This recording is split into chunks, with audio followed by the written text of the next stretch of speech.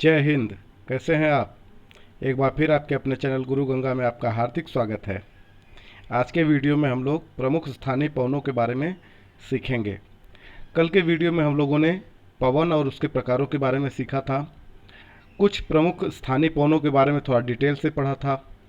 आज हम लोग इस वीडियो में ये देखेंगे परीक्षाओं के दृष्टिकोण से कि ठंडी पवनें कौन कौन सी हैं और कहाँ कहाँ प्रवाहित होती हैं, गर्म पवनें प्रमुखतया कौन कौन सी हैं, कहाँ कहाँ प्रवाहित होती हैं, इससे संबंधित प्रश्न पूछे जाते हैं। तो यदि आप पवनों से संबंधित जानकारी चाहते हैं तो आप दोनों वीडियो को ज़रूर देख लें। इससे संबंधित कोई भी प्रश्न आपसे मिस होने की संभावना कभी भी नहीं होगी। और इससे पहले कि वीडियो हम लोग शुरू करें, इंपॉर्टेंट वीडियो है।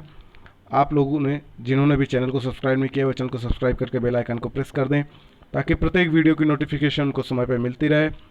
और यदि आपने पिछली वीडियो नहीं देखी है तो दिए गए डिस्क्रिप्शन बॉक्स में जो लिंक है उस पर आप क्लिक करके पिछली वीडियो भी देख सकते हैं। ठीक है, तो आइए चलते हैं आज की इम्पोर्टेंट कक्षा की ओर।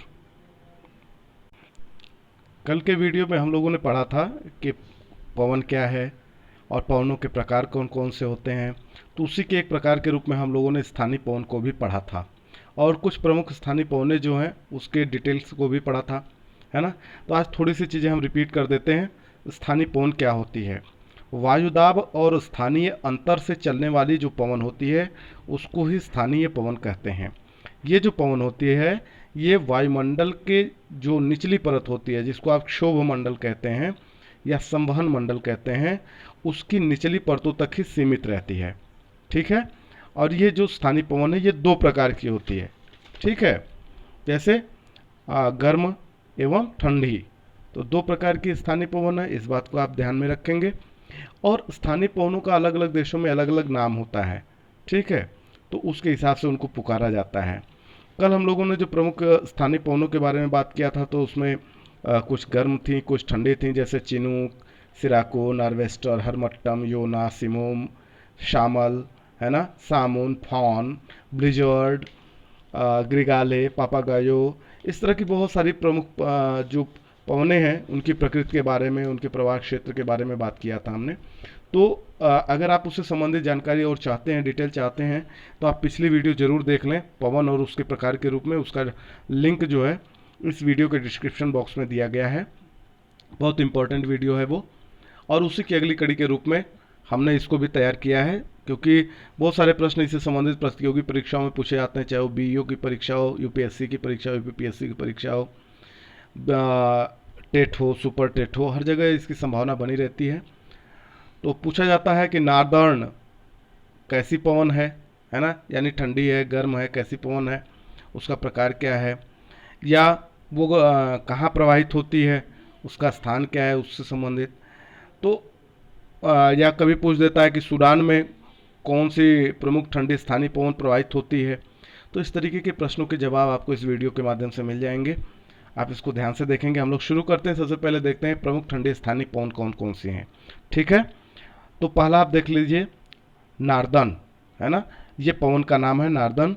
ये ठंडी स्थानीय पवन है। ये संयुक्त राज्य अमेरिका में, यूएसए में प्रवाहित होती है ना। नार्टी, नार्टी भी क्या है, स्थानीय पवन है और यह भी संयुक्त राज्य अमेरिका में प्रवाहित होती है। यानी नार्दन और नार्टी दो प्रमुख ठंडी स्थानीय पवन है। इस बात को आपको हमेशा ध्यान में रखना पड़ेगा कि कौन कौन सी ठंडी स्थानीय पवन है, कौन कौन सी गर्म स्थानीय पवन है। दो प्रकार हैं इसके।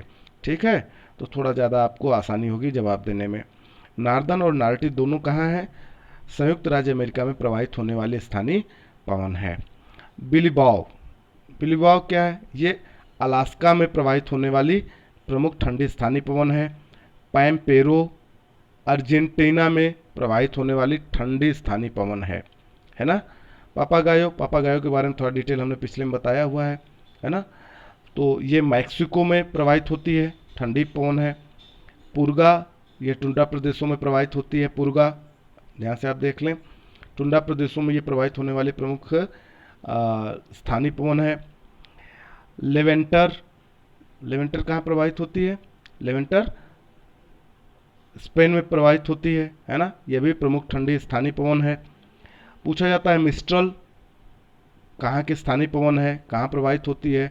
तो एड्रियाटिक तट पे, है ना, एड्रियाटिक तट पर मिस्ट्रल नामक ठंडी स्थानीय पवन प्रवाहित होती है, बहती है। और वहीं पर बोरा बोरा नामक स्थानीय पवन भी प्रवाहित होती है। आप देख लीजिए, एड्रियाटिक तट पर ही बोरा नामक स्थानीय पवन भी प्रवाहित होती है। थोड़ा और आगे बढ़ते हैं, देखते हैं ट्रैमोटेन, है ना, ट्रैमोटेन यह मध्य यूरोप की प्रमुख ठंडी स्थानीय पवन है। बाइज बाइज क्या है? तो स्विट्जरलैंड में पूर्वी फ्रांस में बाइज नाम की जो ठंडी स्थानीय पवनें प्रवाहित होती हैं, तो इसे भी आप ध्यान से याद रखेंगे। आगे देख लीजिए, सिस्तान सिस्तान पूर्वी ईरान में प्रवाहित होती है। मिस्ट्रल यह भी ठंडी स्थानीय पवन है, स्पेन और फ्रांस में प्रवाहित होती है। तो फ्रांस में अगर आप बात कर लें तो दो ठंडी पवन हो गई, बाइज और मिस्ट्रल, है ना।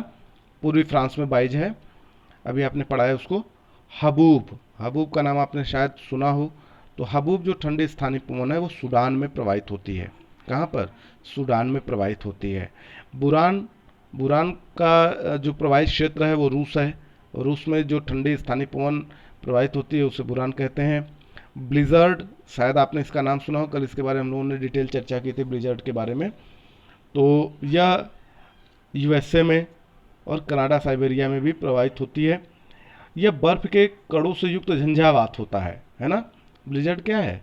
बर्फ के कणों से युक्त झंझावात होता है। संयुक्त राज्य अमेरिका, साइबेरियाई क्षेत्र, कनाडा वगैरह में प्रवाहित होती है ये, और ये ठंडी पवन है। ठीक है। अब कैप डॉक्टर की बात कर लें, टेबल ब्लॉक जिसको कहते हैं, तो ये दक्षिण अफ्रीकी गणतंत्र क्षेत्र में प्रवाहित होने वाली प्रमुख ठंडी स्थानीय पवन है। अब बात कर लेते हैं कि वो कौन कौन सी स्थानीय पवन है जिसे प्रमुख गर्म स्थानीय पवनों के रूप में जाना जाता है। तो उनके बारे में जान लेते हैं। जैसे सिरक्को, है ना, सिरक्को के बारे में, जिसको आप ये कहते थे सिराको भी कहते हैं। ठीक है। तो ये सहारा मरुस्थल से उत्तर की ओर भूमध्य सागर से होकर बहने वाली गर्म शुष्क और रेत से भरी हुई पवन है।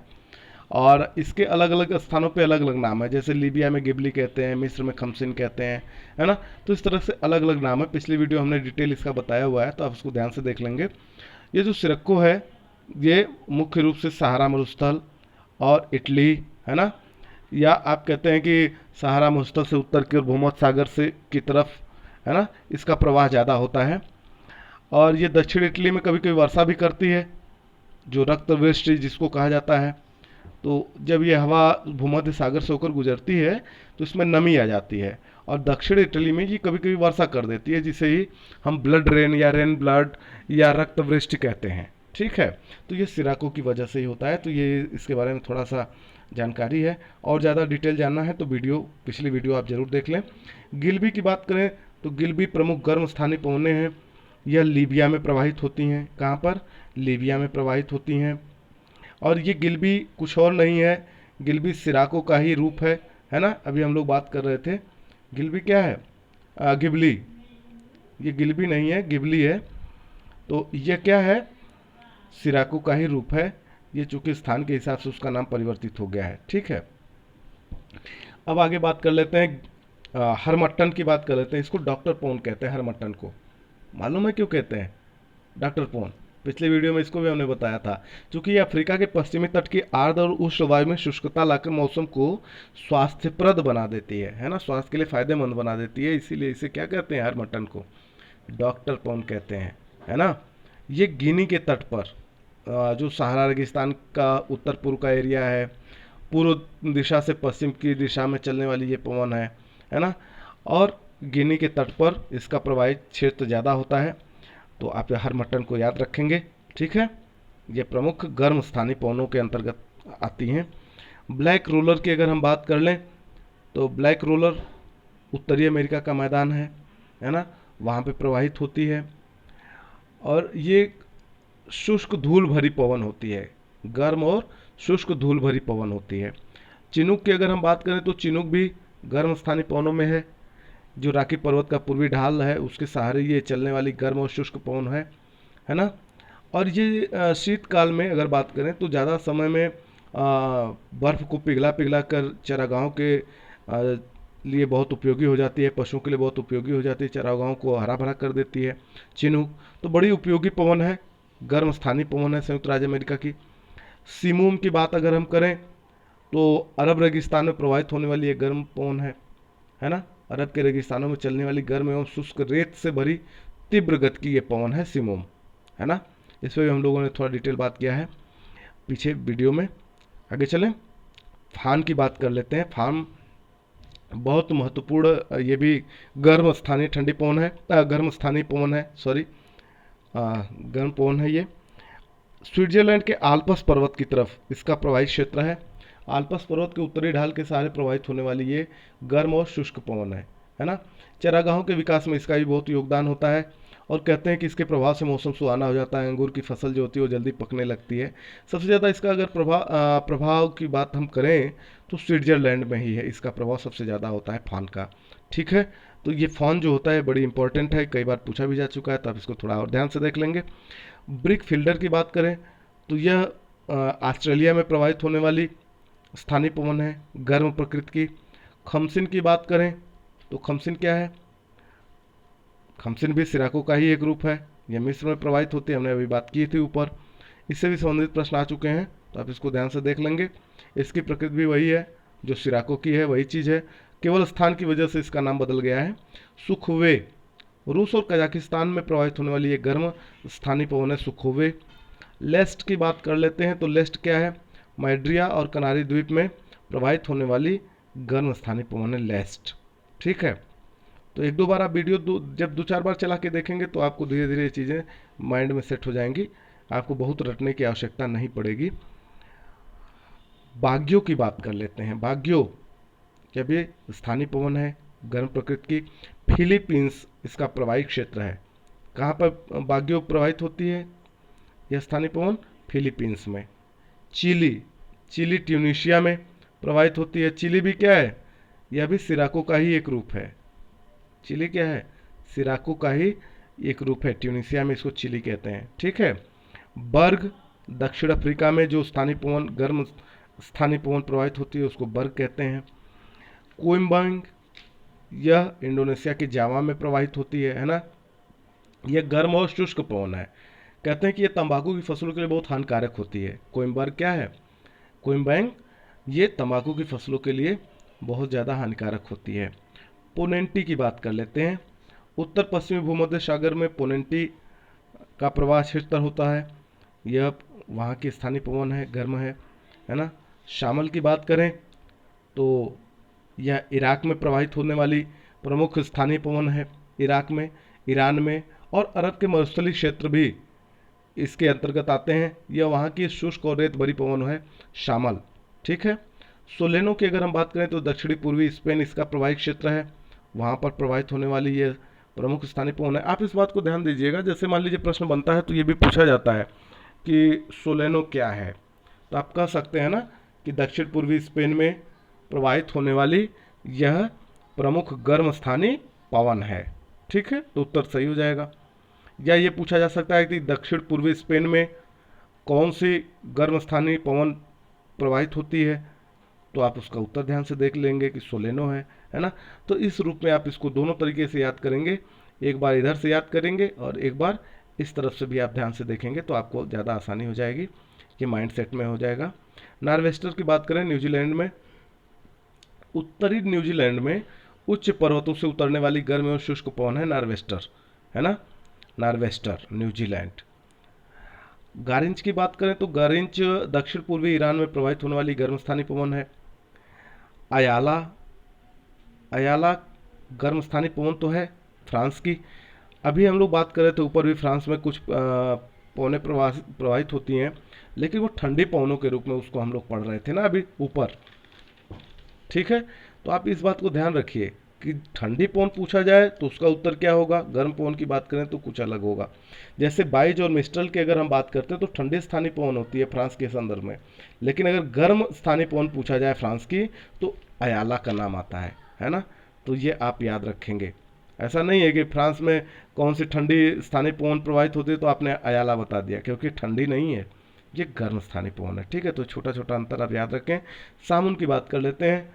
सामुन कहाँ प्रवाहित होने वाली है, तो इसकी जो विशेषता होती है वो फान के ही समान होती है। ये ईरान और इराक के कुर्दिस्तान में चलती है।